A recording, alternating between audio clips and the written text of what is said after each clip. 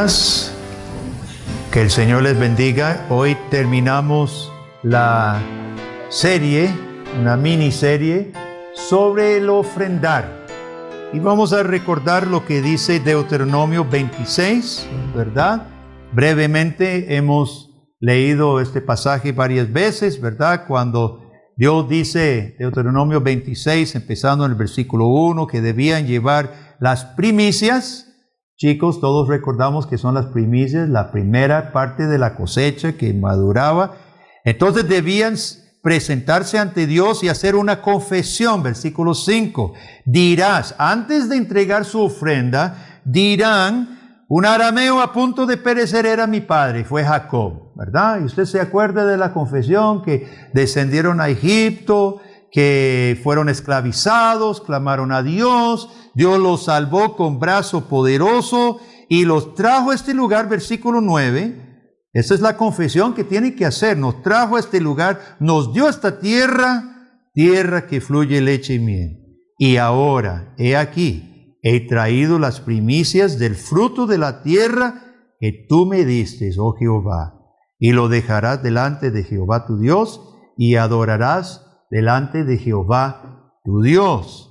Y versículo 11, te alegrarás en todo el bien que Jehová tu Dios te haya dado a ti, a tu casa, así como el levita y el extranjero que está en medio de ti. Cuando acabes de diezmar todo el diezmo de tus frutos, en el año tercero, el año del diezmo, este es un año especial, un diezmo especial, una ofrenda especial, darás también al levita, al extranjero, al huérfano y a la viuda, y comerán en tus aldeas y se saciarán.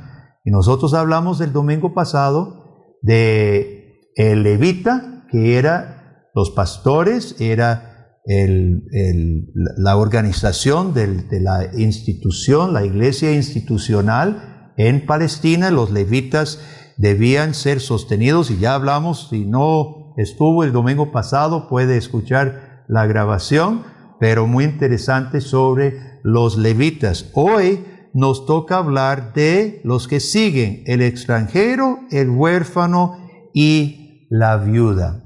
Nosotros hemos visto, hermanos, que lo importante de la ofrenda no fue ni tanto el monto. Ahora, Dios especificó el diezmo, la 10ª parte, como guía, una guía razonable y una guía suficiente para que se pudiera manejar el trabajo de los levitas, y también ahora vamos a ver las ayudas para extranjeros, viudas y huérfanos. Pero el punto más importante no era el monto, porque aquí no se remacha la 10ª parte. ¿Qué es lo que se enfatiza en todo lo que hemos visto? El corazón. Por eso debía presentarse con una confesión. Antes de pasar la canasta al sacerdote, debía ofrecer su corazón primero. Y hemos visto que esta ofrenda era una ofrenda que reconocía la gracia de Dios, una ofrenda que reconocía la salvación gratuita de Dios. Debía decir, todo lo que traigo lo he recibido de ti. Es más, la tierra que sembré para esta cebada, la recibí de gratis. Entonces la ofrenda era una respuesta espontánea a Dios de la gracia y la salvación. Ahora, también, como vimos el domingo pasado, también es una participación con Dios en la tierra, con el reino de Dios. Y ahora vamos a ver esta parte. Dios quería que una parte de la ofrenda fuera entregada a los extranjeros. Y aquí vemos que la ofrenda no es solamente mi gratitud de corazón a Dios, sino una participación con el Dios de gracia. ¿Por qué a los extranjeros? ¿Qué pasa con los extranjeros en casi todos los países? ¿Cómo miramos a los extranjeros? ¿Cómo miramos a los extranjeros que rodean Costa Rica, los países vecinos? Muchas veces, casi en todos los países donde yo he andado, a los extranjeros, especialmente los más cercanos, porque así es la naturaleza humana, como que sí, como que no. Es una persona que muchas veces se le ve como intrusa. ¿Y por qué no se vuelve? ¿Por qué no se devuelve? ¿Por qué no se vuelve a su país? En muchas ocasiones los extranjeros son explotados. Eso lo sabemos. Aquí en Costa Rica, así como en todos los países, hay extranjeros explotados. Y si no me cree, pregúntenme después y le puedo dar ejemplos. ¿Ok? Los ticos también explotan extranjeros. Sí, señor. Es interesante que Dios, después de los levitas, que era la institución de la iglesia, menciona a los extranjeros, aún antes que las viudas de los huérfanos, que en todo el resto de la Biblia, hasta el Nuevo Testamento, Dios se preocupa por las viudas y los huérfanos. Pero hay algo importante con los extranjeros. En Deuteronomio, busquemos Deuteronomio 10, echémonos para atrás, Deuteronomio 10.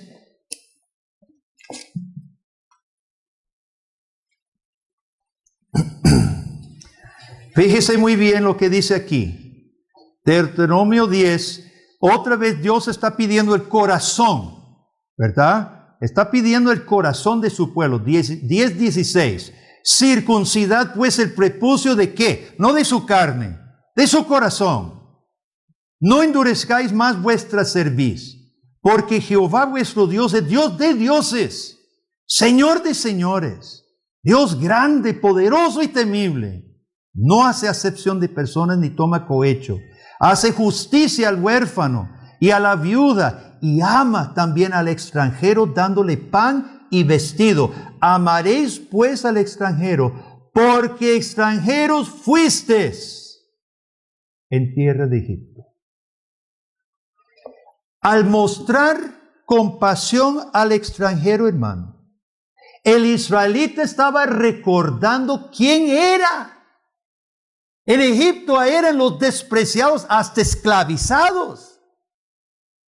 Y es por eso que Dios coloca en primer lugar al extranjero, porque al recordar el extranjero estaban participando con el Dios de amor, que a ellos los había salvado de ser extranjeros en Egipto. Estaban honrando a aquel Dios que los había salvado a ellos. Hermanos, nuestra ofrenda sigue siendo la misma. Nuestra ofrenda sigue siendo la ofrenda de gratitud de un Dios que nos rescató, no siendo ciudadanos de su reino. El impío ni siquiera tiene derecho de ofrendar a Dios, de agradecer a Dios. No tiene derecho. Nosotros tenemos el derecho, pero solamente por gracia. Porque éramos no ciudadanos del reino de Dios. Éramos no miembros de la iglesia del Señor. Y Dios en su misericordia y Dios en su gracia lo ha acercado a usted en Cristo. Y la ofrenda es poder decir, yo sé lo que fui. Yo fui un no ciudadano, un no nada. Y Dios me ha acercado. Dios quería que proveyeran a los extranjeros porque es una muestra concreta. Yo en mi vida he visto muchas contradicciones y doble estándar de parte de los cristianos. Por ejemplo, en el día de reposo, recuerde que el mandamiento dice, reposarás tú, el extranjero que está dentro de sus puertas, y su siervo y su sierva. Y lamentablemente conozco casos de cristianos que, por ejemplo, guardan el día de reposo, pero hace que el no cristiano le trabaje. Decimos, nos justificamos, como no es cristiano de por sí, no guarda el día de reposo, entonces. Pero estamos aplicando un doble estándar, hermano. En cuanto a este afán por el extranjero, nuestro amor debe ser por su persona completa, inclusive que repose el día de descanso. Y es por eso que muchas veces durante la historia los reformados se abstienen de inclusive ir a compras, comer los días domingo afuera para que no obliguemos a otros a estar trabajando mientras nosotros tenemos derecho de reposar. Es un respeto por las demás personas que tienen el mismo derecho que nosotros tenemos, aunque ellos no entiendan ni comprendan lo que están haciendo. Entonces, Dios primero marca la ofrenda para el extranjero porque es una señal de recordar quiénes éramos, que somos por naturaleza, esclavos en Egipto, rescatados por amor. Ahora recuerde usted de dónde vienen y entonces sean misericordiosos y compasivos también con los extranjeros. Ahora los huérfanos y las viudas. Los huérfanos y las viudas sabemos que son los débiles de la sociedad. Ellos son los desaparecidos en la sociedad. Los que no se ven, ellos son los que se desaparecen entre los más pudientes, entre los que más tienen, los que más pueden. ¿Cuántos recuerdan? Yo no sé si todavía pasan el programa Ricos y Famosos, ya no, ¿verdad? Ricos y Famosos, ¿se acuerdan? ¿Quién ha escuchado el programa Huérfanos y Viudas? ¿Quién va a ver un programa de esos? Nos interesan los ricos y famosos. Ay, sí nos interesa su estilo de vida. ¿Por qué? ¿Por qué? Porque aspiramos en la carne a eso. Nadie aspira a ser huérfano o viuda. Nadie aspira a eso. Y en este caso Dios dice, en el año especial, cada tercer año, acumulen bienes, porque hay personas entre ustedes que son olvidadas, no tienen un marido en la casa que los sostengan, no tienen un padre en la casa que provea para ellos. Huérfanos y viudas serán recordados por ustedes, para que ustedes también colaboren con Dios. Colaboren con Dios en mostrar misericordia. Las ofrendas que recogemos, hermanos, cumplen también esta función. Lamentablemente nuestro fondo diaconal no es más grande. Debería serlo. Y viendo las prioridades que Dios establece aquí, hermanos, el presupuesto que aprobamos en enero, lamentablemente no tiene un rubro mayor para los necesitados. Y si nosotros somos liberales y si nosotros somos dadores liberales, tendremos dinero para ser mejor, una iglesia más activa en esta área.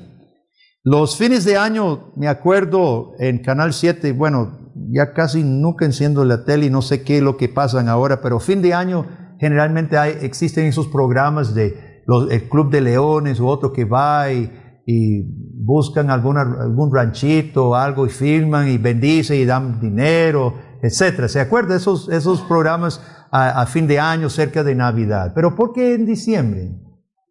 ¿Cuál es el propósito de estar filmando el beneficio que hace alguna organización para una familia pobre, hermano? Para que el Club de Leones salga así, ¿verdad? Alabado. Dios quería que del corazón naciera misericordia porque hemos recibido misericordia. Este asunto de la ofrenda, etcétera, es un asunto de corazón. Y Dios pide el corazón, y cuando ofrecemos nuestro corazón, entonces le damos todo, no nos cuesta, no nos duele entonces ser como nuestro Dios ha sido con nosotros, misericordioso. Es necesario que los padres inculquen esto. Mamá, especialmente yo creo que la mamá le corresponde esto, obviamente los dos, pero en particular la mamá que está en la casa, mire, probablemente, posiblemente hay cerca de usted alguna familia que tiene necesidades. ¿Qué cueste que usted con su hijo invente algo para llevar a la familia? ¿Verdad? Alguien que perdió un ser querido o que está luchando económicamente, etc. De esa manera nosotros instruimos a nuestros hijos a pensar en otro. Usted puede hacer el pancito o algo y mandarlo con su hijo para que su hijo participe activamente. Y tome, esto de nuestra familia, de mi mamá, se lo manda. Entonces, esto es una instrucción. Esto es parte de enseñar la fe a nuestros hijos. Ahora, nosotros tenemos dentro de nuestra iglesia todo el ministerio que es Educación Plus, que administra nuestro hermano Juan Carlos, que está netamente en vecindarios de alta necesidad en todo sentido, económica, personal, espiritual. Entonces, esto es un ministerio entre nosotros que está en la línea frente de los problemas sociales de Costa Rica. Así que, mire, yo espero que nadie, nunca en nuestra iglesia diga, ay, estoy aburrido. Papá, mamá, si usted oye a su joven decir que está aburrido, llámeme inmediatamente porque le puedo dar un antídoto inmediato. Porque aquí hay mucho trabajo que hacer. Y nadie entre nosotros tiene por qué estar recostado viendo televisión, perdiendo el tiempo, a menos que usted necesite ese descansito, le damos 20 minutos, está bien. 20 minutos, ¿verdad? Después hay muchas cosas que hacer, entrenamiento de sus hijos, en muchas cosas, y esto es parte, esta parte, hermanos, es un asunto familiar en que la familia participa bendiciendo. Yo quiero que veamos en 2 de Corintios, busquen conmigo en 2 de Corintios capítulo 8. Pablo tenía un problema justo en esta área con los corintios. Ustedes se acuerdan de la iglesia en Corinto, un puerto, una iglesia que creció, parece que era un poquito fuerte, ¿verdad? De lo que podamos saber. Y los corintios se daban el lujo de jactarse de los dones espirituales en Corinto. Habían lo que Pablo llama un poco sarcásticamente, habían superapóstoles en Corinto. Dice Pablo, yo considero que no soy peor que aquellos superapóstoles, pero él lo está diciendo en son de burla, ¿verdad? Porque ellos se decían ser superapóstoles. Pablo es apóstol, pero yo soy superapóstol. ¿Ah? En Corinto ellos se jactaban de hablar en lenguas y tener profecías y visiones. Ahora, Pablo había sabido de un hambre en Judea y la iglesia en Judea estaba pasando graves problemas. Entonces, en los viajes de Pablo, Pablo dice, recojamos para los hermanos y yo personalmente lo llevo. Los corintios no estaban colaborando. En sus cultos retumbaba las paredes, ¿verdad? De visiones y profecías y lenguas y todo. Pero mire, aquí, cero. Su super espiritualidad no alcanzaba el bolsillo.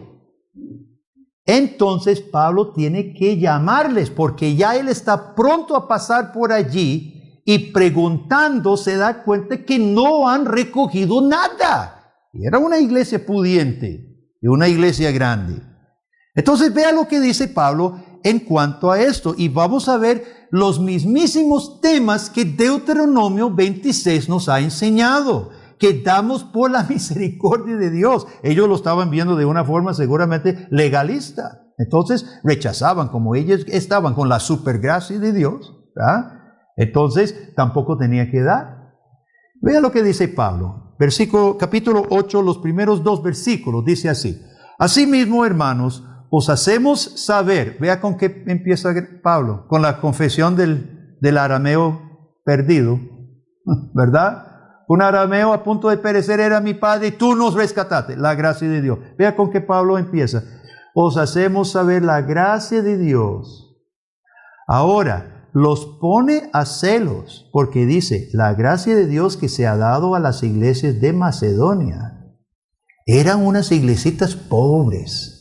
Allá arriba en Macedonia, que está al norte de Grecia, que en grande prueba de tribulación, la abundancia de su gozo. ¿Se acuerda que en Deuteronomio 26 dice Dios, te presentarás ante Dios y te alegrarás?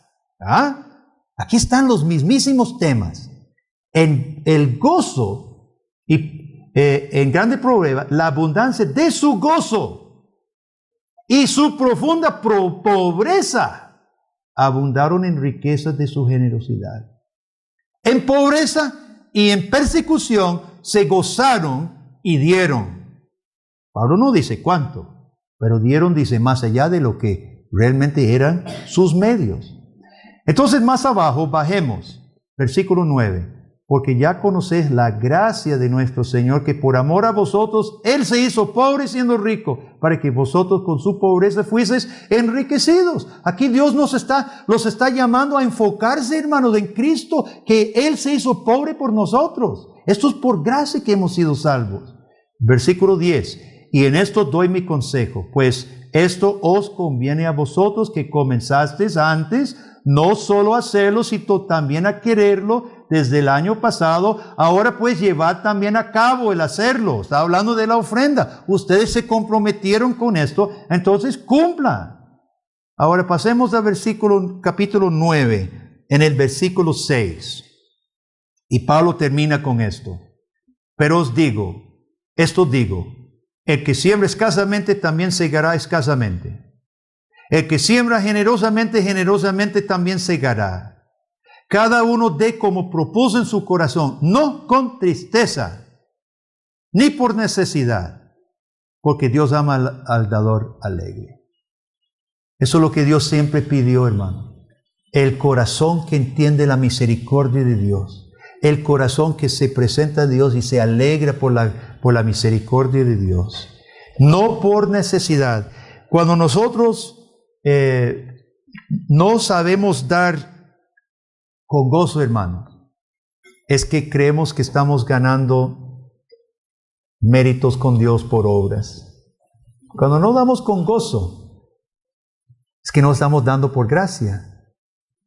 Cuando damos con tristeza, como dice Pablo, es porque usted cree que con su ofrenda está ganando algo. Entonces es ese trueque, ¿verdad? Yo doy un poquito para que me dé un poquito. Si doy mucho, tal vez me va a dar mucho, pero es con tristeza. En cambio, dice Pablo, Dios ama al dador alegre porque ha comprendido que es por gracia. Y Él da liberalmente lo que puede. Cada uno dé como propuso en su corazón. El diezmo es ese marco establecido para que se mantenga las cosas de Dios. El reino de Dios es un marco racional, normal, pero si usted puede dar más, usted puede dar lo que propuso en su corazón para bendecir la obra de Dios. Nadie está limitado al diezmo.